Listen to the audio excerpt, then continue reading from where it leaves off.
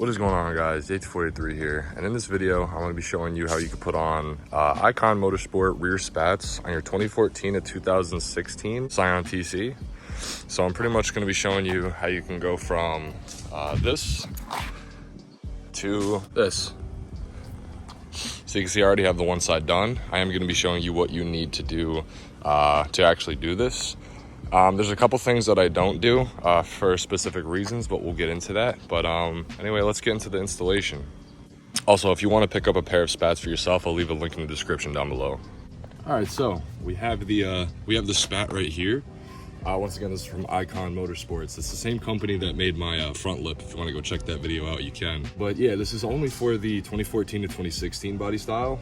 It doesn't fit a 2011 to 2013 second gen, only this specific bumper. But yeah, we're going to be installing this today. So the kit comes with some screws and bolts. But because of the way that my setup is, I'm not going to really be able to do this. I tried to do it on the other side, and what ended up happening was I kept having to screw multiple holes to get it. The real way to do this is to jack the car up and really get under there, but I'm not going to lie, I'm a little bit lazy to do that. I'm not going to lie to you. So they provide self-tapper screws, and they provide 4. If you think you're gonna need more, you can always head to the hardware store and get some, but I have just 4 on the other side and it seems to be holding sturdy, so I'm just gonna be using these 4. The first step you're gonna do is kind of just line it up and see what kind of fitment you want. So there's a little edge over here. When you snag onto that edge, it kind of leaves this huge gap. So we're gonna have to kind of accommodate for that. But what also sucks is this gap is a lot bigger than what was on the other side. Like a lot bigger. So, but real quick, the things that you're gonna need is you're gonna need a panel popper or a clip remover like this. You're going to need some sort of small drill. This is the Craftsman, I really don't know what this is called, but it was like 30 bucks at like Lowe's, and it comes with like Phillips bits, flathead bits.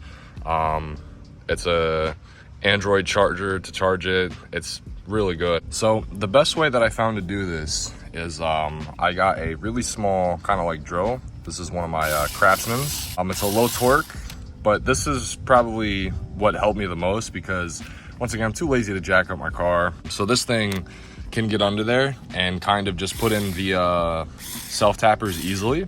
Because it's on a 90 degree like that, like this drill right here, it can't, you know, it's too big to really get in there. But this guy, I can kind of put the self-tapper on there, find the placement that I want, and kind of just drill it in. The first thing that we're gonna wanna do, we're gonna wanna take this clip out because with this clip in, it's not gonna be able to sit flush. And I'll just go ahead and I'll take this, and kind of take this clip out. All right, so I was able to get this clip off. I scratched my paint, but it's on the bottom. Who gives a absolute fuck? So pretty much the idea that we're going for here is we're trying to get the spat to look good in one area. So it would look good there. But like I said, it leaves this huge gap in the back. That's kind of really annoying. But we also want the fitment to be good up here. So I think I'm gonna leave the spat here. I'm gonna put a self-tapper on the drill there, and I'm just gonna drill somewhere in the middle here and drill it on.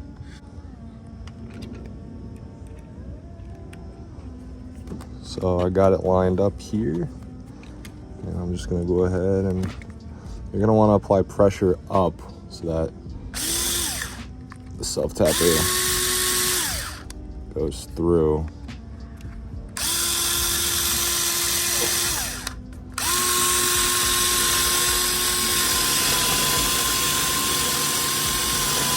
All right, so I got that first self-tapper in, and the fitment on top looks pretty good.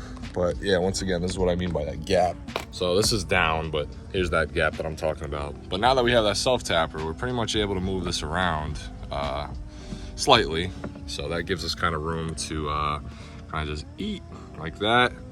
And then that kind of leaves a gap up there. So we'll have to pretty much stretch the piece where I'll have to kind of adjust where I want that. So I kind of want it like that. So we'll put a self-tapper back here, and then I'll have to put a self-tapper in the front. But since this will be holding down, I'll be able to move that over and screw that guy in.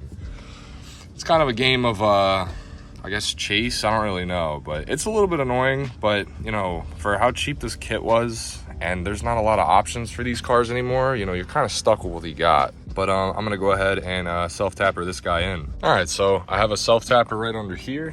See it right there. The process of recording is really dumb. That's why I didn't really bother showing it, but I pretty much did the same thing. I put a self-tapper on my drill here, I put some pressure, and I just drilled it into a spot that would hold this into place. And just with that one, the rear is pretty sturdy. But yeah, now that I self-tappered that in, I have this gap here, and I also have this gap in the front. So what I'm probably gonna have to do is I'm gonna have to probably bend this in and up like that, and then put a self-tapper right at the edge up at the front here. So I'm gonna go ahead and do that so I can get my proper fitment.